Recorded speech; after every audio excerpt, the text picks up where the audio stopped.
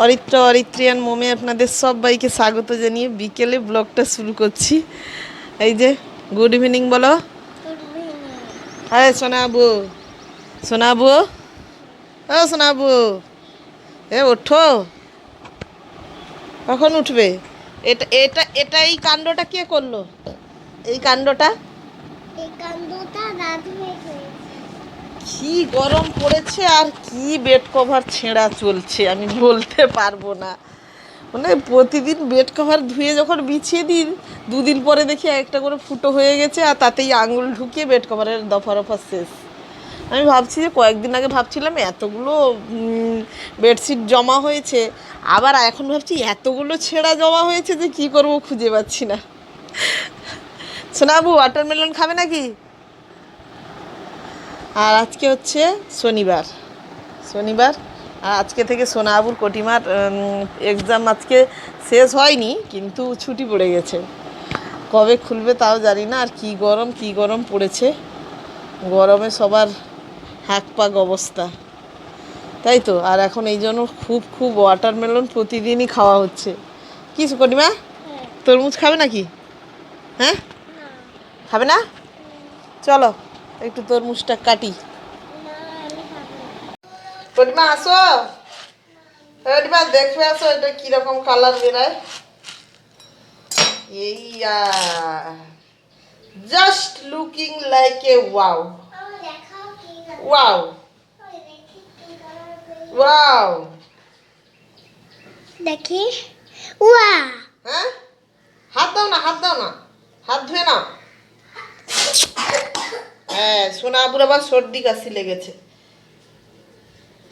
সর্দি হয়েছে তো, যাও সেখানে তোয়ালে আছে তাতে মুছে নেবে, যাও। জামাই মুছতে হবে না। কাটার আওয়াজটা শুনতে পেলেন তো? বেশ মানে কড়কড়ে ব্যাপারটা আছে। আর তার এত দানাদার হয়ে গেছে, পুরো রস টস ছিটকে পড়ছে। এই গরমে কেমন খাচ্ছেন বলুন তরমুজ? ওয়াটারমেলন খাচ্ছি কিভাবে? কারণ একে একে সবাই অসুস্থ রোগীকে দেখতে আসছে, আর আমরা তার জন্য অনেক ফলে ফুলে থাকছি, তাই তো। ওটা একটু ফ্রিজে রাখতে হতো, এই ওয়াটারমেলনটা দিনে অনেক মজা হতো, তাই না? একটু ঠান্ডা ঠান্ডা হলে ভালো হতো। আমাদের সঙ্গে এটা কি শোনাবো? আমাদের সঙ্গে কে খাচ্ছে গো? ও তোমার নাম কি? তোমার নাম কি? ছোট ভাই অঙ্কিত সাউ। ছোট ভাই অঙ্কিত সাউ। হ্যাঁ। আচ্ছা, তোমার নাম অঙ্কিত। ছোটে কই? ছোটে ছোটই তো তোমার আছে। ও ছোটে কই? আহ, তোমার ঘুম থেকে উঠেই মস্তানি শুরু হয়ে গেল। ও ছোটে, ছোটে। দীর্ঘ প্রায় এক সপ্তাহ পরে ধরে বেঁধে দুজনকে নিয়ে এসেছি ছাদের উপর। সোনাবুর যদিও বা আসার আগ্রহ ছিল, কটিমার মোটেও নেই। দুজনকেই নিয়ে এসেছি। রোদ থাকতে থাকতে আমি বললাম একটু ভয় কাটবে, চলো ছাদের উপরে। হনুমানের ভয় তো কাটুক, আর কতদিন চলবে এইসব।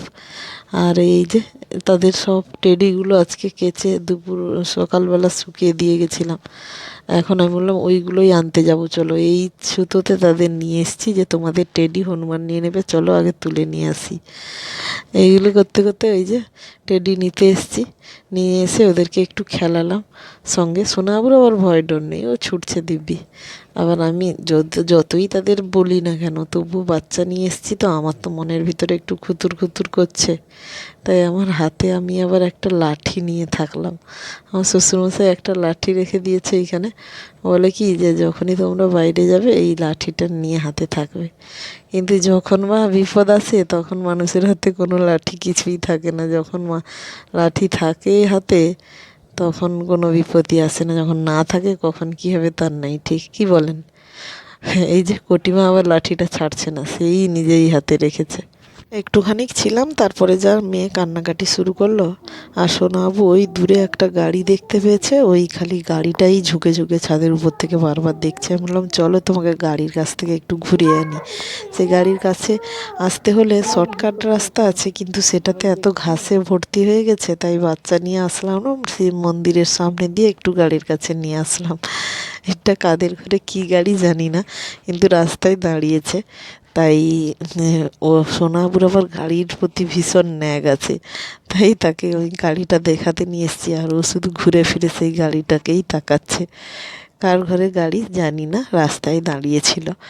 আমি বললাম চলো তোমাকে গাড়ির কাছ থেকে ঘুরিয়ে আনি। বললো তার খালি গাড়ির পছন্দ, এটা ওই গাড়ি সেটা সেই গাড়ি। সে যে মামার বাড়ি থেকে যখন বাড়ি ফিরে শুধু রাস্তায় চারদিকে সেই গাড়ি সে শুধু দেখতেই থাকে, ওই গাড়ি ওই গাড়ি সেই গাড়ি করতে থাকে।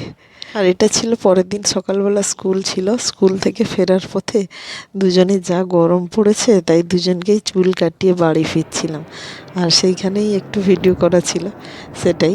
প্রথমে ফার্স্টে সোনাবাবু কাটছিল, তারপরে কটিমা চুল কাটতে চাইলো না, তাকে তার মাশরুম কাট করে দিল।